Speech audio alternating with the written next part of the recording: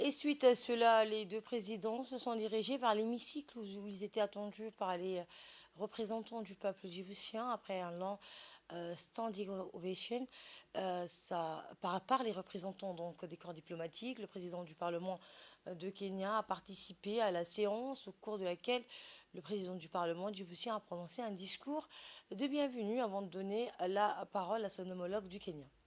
C'est un immense honneur et un plaisir pour moi de vous accueillir et de vous souhaiter la bienvenue à l'Assemblée nationale, a affirmé Dileta Mohamed El à l'endroit du président du Parlement de Kenya.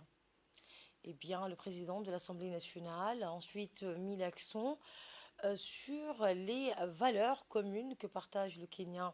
et Djibouti. Nos deux pays, a-t-il dit, sont situés dans le même espace géographique de la Corne de l'Afrique et sont confrontés à des défis similaires. Le président de l'Assemblée nationale a rappelé la visite officielle du président Ruto le 11 juin dernier, durant laquelle, lors d'une cérémonie solennelle organisée dans l'hémicycle national, le président kényan a prononcé une allocution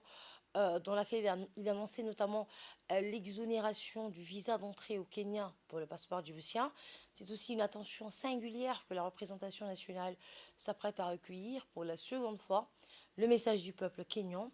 a-t-il dit en substance. Ce message de renforcement de nos relations bilatérales du président Ruto est, il faut le souligner, en droit fil des liens séculaires forts et privilégiés qu'entretiennent nos deux pays. Le président de l'Assemblée nationale a donné ensuite la parole à son homologue du Kenya après une ovation. Donc le président du Parlement du Kenya a saisi l'opportunité pour exprimer ses remerciements aux autorités et au peuple djiboutien pour l'accueil chaleureux qui lui a été réservé à lui ainsi qu'à sa délégation. Je suis honorée d'avoir donc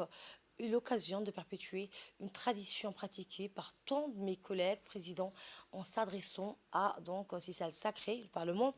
de la démocratie djiboutienne, a-t-il dit en substance. En tant que membre de l'Assemblée nationale, de nos efforts pour remplir nos mandats cardinaux de représentation de nos électeurs, de surveillance du gouvernement en place et de ses entités associées, ainsi que la législation et de la formulation